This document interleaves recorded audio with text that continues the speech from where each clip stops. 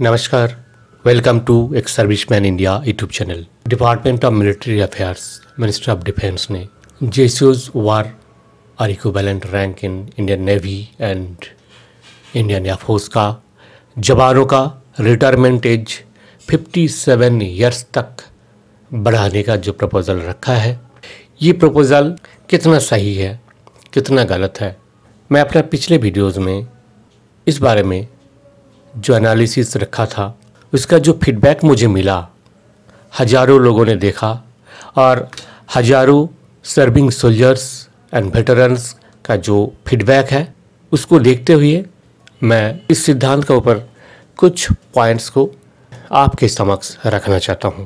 जैसे कि आप जानते हैं 29 अक्टूबर 2020 को जो proposal department of military affairs headed by chief of the staff general Bipin Rawat, उनका अध्यक्षता में जो प्रपोज़ल रखा गया, हो सकता है वो प्रपोज़ल पास भी हो जाएगा। पर अब ये मत भूलिए कि हम एक डेमोक्रेटिक कंट्री में रह रहे हैं और एक डेमोक्रेटिक कंट्री में रहने का जो सुविधाएं हैं वो सबसे बड़ा सुविधा है कि डेमोक्रेसी का फुल यूटिलाइज हम कर सकते हैं। यानी कि जनता का राय, जनता की इच्छा वही होगा गवर्नमेंट का इच्छा। जनता का जो राय होगा उसी हिसाब से गवर्नमेंट को चलना पड़ेगा। इंडियन आर्म फोर्सेस में जो सर्विस करते हैं, मैं खुद भी सर्विस करके आया हूं और वहां का जो परेशानियां हैं, एक जवान का जो परेशानियां हैं वो हर आदमी, हर इंसान नहीं समझ सकता है, खास करके जो कुर्सियों पर बैठ के नौकरी करने वाले हैं। तो आज फ्रेंड्स हम देख लेंगे एक एक करके 5 पॉइंट्स मैं इसमें आपको बताऊंगा। ये सारी पॉइंट्स के ऊपर आपको गौर करना है और आपको एक्शन भी लेना है। आप क्या एक्शन लेना है वो बताएंगे वीडियो का अंत में।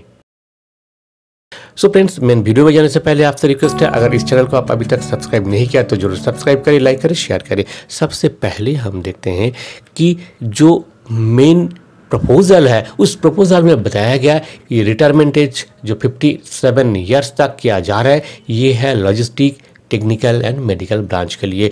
पर ये फीडबैक जो आया हुआ है और मेरा खुद का जो सर्विस एक्सपीरियंस है उससे ये निकल कर आता है कि लॉजिस्टिक, टेक्निकल और मेडिकल ब्रांच का जो जवान है, जेसीओज है, वो बाकी इन्फेंट्रीज एंड आर्म्स एंड सर्विस से कुछ अलग नहीं है। उनका भी जो डेली रूटीन्स है, जो एक्टिविटीज़ है, सिमिलर टू एक इन्फेंट्री, एक आर्टिलरी, एक सिग्नल्स का और जो भी फाइटिंग फोर्सेस है, वो सबका जो रूटीन होता है, जो डेली एक्टिविटीज़ है, वही एक्टिविटीज़ ये भी करते हैं। ये भी रूटीन फायरिंग प्रैक्टिस में जाते हैं, ये भी रूटीन वार प्रैक्टिस करते रहते हैं और ये भी रूटीन राशन कलेक्शन करते हैं, ये भी रूटीन बाथरूम सफाई से लेकर के हर काम जो एक जवान को करना पड़ता है ये भी करते हैं। सो फ्रेंड्स, हम कैसे इसको अलग कर सकते हैं? आर्म फोर्सेस है, जो वर्दी पहनने वाले जो है वो सब का एक्टिविटी एक जैसे है। इंडियन आर्म फोर्सेस में 2 कैटेगरी है, एक है कमीशन्ड ऑफिसर्स और एक है जवान जेसीओज। सो फ्रेंड्स, ये जवान जेसीओज जो कैडर है उसको आप फाइटिंग फोर्स और नॉन फाइटिंग फोर्स करके अलग नहीं कर सकते, क्योंकि सबका रोल एक जैसा है। जो आरआर में पोस्टेड होते हैं वहाँ एक ईएमई का भी होता है, वहाँ एएससी का भी लोग होते हैं, वहाँ एओसी के भी लोग होते हैं और वहाँ पे एएमसी का भी लोग होते हैं। दुश्मन का गोली ये नहीं देखता है ये जवान एएससी का है, क्या ये जवान सिग्नल का है, कि ये जवान आर्टिलरी का है, कि ये जवान इन्फेंट्री का है। लड़ना सबको पड़ता है, लड़ाई के लिए सबको तैयार रहना पड़ता है हर वक्त। सो ये जो डिसीजन है कि logistic, technical and medical branch के लिए 57 ईयर्स तक का एज को बढ़ाना, ये डिसीजन कितना सही है, इस पर फिर से एक बार सोच विचार करने का ज़रूरत है, जैसे कि फीडबैक मुझे मिला है। Next point number 2, Indian arm forces का जो डिप्लॉयमेंट है ज़्यादातर फील्ड फॉर्मेशन के लिए बनाया गया है। इंडियन आर्म फोर्सेस का जो स्ट्रक्चर है ये टैक्टिकल वार में एक्टिवली पार्टिसिपेट करने के लिए बनाया गया है और उनका जो रहन सहन वो भी वार लाइक सिचुएशन में ही रहते हैं। तो ज़्यादातर यूनिट हमारा जो रहते हैं वो जहाँ डिप्लॉयड रहते हैं वहाँ फैमिली क्वार्टर्स का कोई सुविधा नहीं रहता है। जहाँ पे फैमिली क्वार्टर्स रहता भी है कुछ पीस स्टेशन में, वहाँ पे जवान बहुत कम समय के लिए रह सकते हैं। यानी कि कुल मिला के जो देखा जाता है, एक जवान एक जेसीएस को ज़्यादातर समय उनका फैमिली से, उनका परिवार से दूर रहना पड़ता है। 15 साल 20 साल तक अपने करियर के लिए, रोजी रोटी के लिए जवान किसी तरह कंप्रोमाइज़ कर लेते हैं, क्योंकि जब जवान शादी करते हैं कम से कम उसका सर्विस 10 साल हो जाता है, उसके बाद और 10 साल किसी तरह वो बिता लेते हैं। पर अगर आप ये बता देंगे कि आपको 57 ईयर्स तक रहना है, सोचिए वो जवान किस मोरल से अपना फुल कैपेबिलिटीज को कंट्रीब्यूट कर पाएंगे, कहाँ तक वो नौकरी कर पाएंगे। आपका जो मकसद है कि इंडियन आर्म फोर्सेस को और स्ट्रांगर बनाना है, जो स्ट्रांगेस्ट आर्म फोर्सेस बनाना है, वो कहाँ रहेगा? वो तो सपना सपना ही रह जाएगा। क्या जवान इंसान नहीं है? क्या जवानों का परिवार नहीं होते हैं? तो फिर क्यों ऐसे डिसीजन लिया जा रहे हैं? जवानों को अपना परिवार से दूर रखने के लिए कोई अलग से कोई फैसिलिटीज़ आप नहीं देते हैं। जवान 24 आवर्स तैनात रहते हैं जब ड्यूटी पर है, हर एक सिविलियन 8 घंटे का ड्यूटी करता है और एक जवान से ज़्यादा बेनिफिट्स उनको मिलता है। ऐसे नहीं है कि जवान का क्वालिफिकेशन कम है। एक जवान जो सिपाही रैंक में है उससे कम क्वालिफिकेशन में एक लोअर डिवीज़न क्लर्क या असिस्टेंट रैंक का सिविलियन एम्प्लॉइज़ फुल अपने परिवार का साथ रह करके अपने लाइफ एंजॉय कर सकते हैं। पर फिर भी देश माता की सेवा के लिए, देश की सेवा के लिए जवान अपना लाइफ का कीमती समय कंट्रीब्यूट करते हैं। पर उसका बदले में क्या जवान को ये रिवॉर्ड मिलता है कि उनका ज़िंदगी भर परिवार से दूर रखना? क्या ये जायज़ है? इसलिए इस पर भी एक बार फिर से सोच विचार करने का ज़रूरत है कंसर्न अथॉरिटी को, जैसे कि फीडबैक में मुझे मिला है। नेक्स्ट पॉइंट नंबर 3, जवानों का जो ड्यूटी है वो 8 घंटे का ड्यूटी नहीं होता है। जवानों का ड्यूटी है 24 आवर्स का, क्योंकि गोली जब सीमा के उस पार से आएगा वो समय देखकर नहीं आता है। इसलिए जवानों को रहना पड़ता है 24 घंटे अलर्ट, यानी कि जवान always in uniform, always in duty. और ऐसी 24 घंटे का जो ड्यूटीज़ है जहाँ पे आपको हर चीज़ आपको करना पड़ता है, आपको अपना administration work, technical work, participation in tactical work, हर जगह में जवान डिप्लॉय होते हैं। कभी मेस कमांडर, कभी कोच कमांडर, कभी राशन कलेक्शन, कभी सीएसडी, तो कभी हिटलर का ड्यूटी कर रहे हैं, तो कभी कंप्यूटर ऑपरेटर।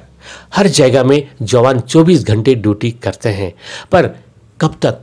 आखिर इंसानी तो है ना, कब तक करेंगे? ये 24 घंटा काम करने के लिए एक उम्र तक ही इंसान इतना हार्डवर्क कर सकता है। जब उम्र ढल जाता है, 40-45 साल क्रश कर जाता है, उसके बाद इतना हार्डवर्क पॉसिबल नहीं है। अगर आप ज़बरदस्ती कराएंगे तो वहाँ पे जवान अपने आप को कंट्रीब्यूट नहीं कर पाएंगे। एक डिमोरल फोर्सेस से आप क्या काम लेंगे? कैसे बनाएंगे फौज को ताकतवर?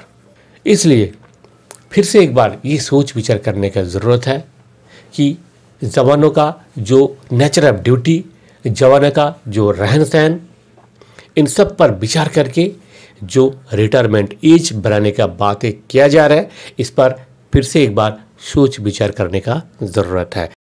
पॉइंट नंबर 4, जब से इंडियन आर्म फोर्सेस बना हुआ है तब से एक एम ये है कि इंडियन आर्म फोर्सेस को हमेशा यंग रखना है, हमेशा फिट रखना है वार के लिए।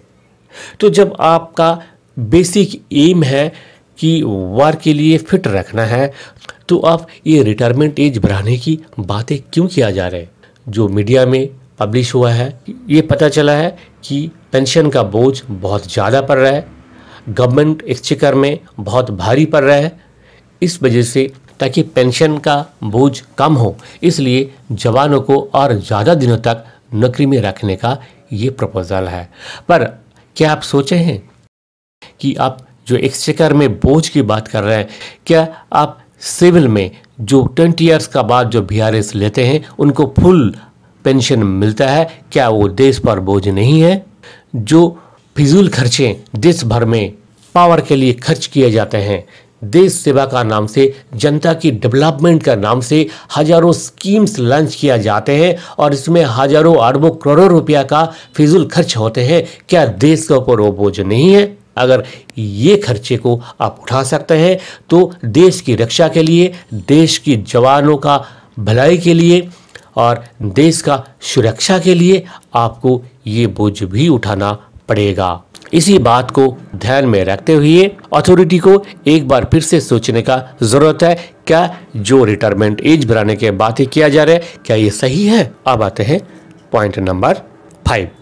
ज़्यादातर जो देखा गया कि इंडियन आर्म फोर्सेस का जो रिगरस ड्यूटीज़ है, जो एडवर्स क्लाइमेट्स में ड्यूटी करने के वजह से, एडवर्स सिचुएशन में ड्यूटी करने के वजह से, एक्सेसिव स्ट्रेस एंड स्ट्रेन के वजह से उम्र जब ज़्यादा हो जाता है, ज़्यादातर लोग लो मेडिकल कैटेगरी हो जाते हैं। 40 to 45 ईयर्स का बाद ये देखा गया कि मैक्सिमम लोग लो मेडिकल कैटेगरी में प्लेस होते हैं और ऐसी लो मेडिकल कैटेगरीज का जो पर्सनल है वो इंडियन आर्म फोर्सेस का जो स्टैंडर्ड है उस हिसाब से they are not fit for war. तो अगर आप ये सोचते हैं कि रिटायरमेंट एज 57 ईयर्स तक करेंगे, तो क्या आपने कभी ये सोच के देखा कि ऐसे ही ज़्यादा उम्र का लोगों को रखने से आपका जो फौज है वो LMC का फौज होगा, यानी कि लो मेडिकल कैटेगरी पर्सनल का ही एक फौज होगा जो वार के लिए बिल्कुल ही फिट नहीं होगा। ये केवल जवानों का हित के लिए नहीं, देश हित के लिए ये डिसीजन कितना बड़ा गलत है, इस पर अगर आप सोच विचार करेंगे तो आपको एक पहलू और मिल जाएगा। अगर हमने मान भी लिया कि कुछ जवान जैसे ऐसे होंगे जो नौकरी करना चाहेंगे, पर क्या आपको ये लगता है कि एक जवान सिपाही रैंक में जो भर्ती होता है वो 57 ईयर्स तक सिपाही रैंक में ही रहेंगे? क्योंकि जो प्रमोशन पॉलिसी है उस पॉलिसी के हिसाब से कोई टाइम बाउंड प्रमोशन नहीं रखा गया है। ज़्यादातर ये देखा गया फौज में जो एक सिपाही एंट्री होते हैं वो 17 साल का बाद भी कोई प्रमोशन उनको नहीं मिल पाता है, जबकि इसी आर्म फोर्सेस में जो अदर क्लासेस है उनको टाइम बाउंड प्रमोशन दिया गया है, यानी कि 3 साल होते ही एक फर्स्ट प्रमोशन, फिर 6 साल जैसे सर्विस कंप्लीट होता है एक प्रमोशन, फिर 13 साल कंप्लीट होते ही एक टाइम बाउंड प्रमोशन, फिर 20 साल में एक प्रमोशन। ऐसी 4 प्रमोशन तो उनको कंपलसरी मिलना ही मिलना है, यानी कि जिस सर्विस ड्यूरेशन में एक आर्म फोर्सेस का एक अनदर क्लास को 5 प्रमोशन मिल जाता है, उसी सर्विस ड्यूरेशन में एक सिपाही को एक प्रमोशन भी वो क्लेम नहीं कर सकते। तो ऐसी डिस्पैरिटी वाला जो फौज है, तो ऐसी आर्म फोर्सेस का अंदर जो भेदभाव रखा गया, क्या आप समझ सकते हैं इस आर्म फोर्सेस का मोरल क्या होगा अगर 57 ईयर्स तक उनको आप रख लेंगे फौज में? इस पर भी सोच विचार करने का जरूरत है अथॉरिटी को। सो फ्रेंड्स, ये सभी पॉइंट्स को ध्यान में रखते हुए अब आते हैं इसका सोल्यूशन पर। अब ये जो डिसीजन है, इस डिसीजन में कितना मॉडिफिकेशन होने से किसी को नुकसान नहीं होगा। देखिए, जो 57 ईयर्स तक का रिटायरमेंट एज बढ़ाने की बात किया जा रहा है, ये अगर ऑप्शनल होगा कि जिसको ज़रूरत है वो 57 ईयर्स तक नौकरी कर सकता है, पर जो प्रेजेंट टर्म्स ऑफ एंगेजमेंट है वो एज इट इज़ रखा जाएगा कि जैसे सिपाही है तो 17 ईयर्स में आ सकता है, नायक है तो 22 ईयर्स ऑफ सर्विस के बाद रिटायर हो जाता है। इस तरह का जो रूल बना हुआ है वो कंटिन्यू रहे और एक ऑप्शन ये रहे कि जेसीओज और जवान अगर चाहे तो beyond his termination of service वो रीइंस्टेट हो सके और 57 ईयर्स तक नौकरी करने का प्रावधान रहे। पर ये नहीं कि 57 ईयर्स ही नौकरी करना है तभी आपको फुल पेंशन मिलेगा, ऐसे बिल्कुल ही नहीं होना चाहिए। सो फ्रेंड्स, आज का वीडियो में इतना ही। वीडियो के अंत में आपसे रिक्वेस्ट है, अगर इस चैनल को अभी तक आपने सब्सक्राइब नहीं किया तो जरूर सब्सक्राइब करें, लाइक करें, शेयर करें। जय हिंद, जय भारत।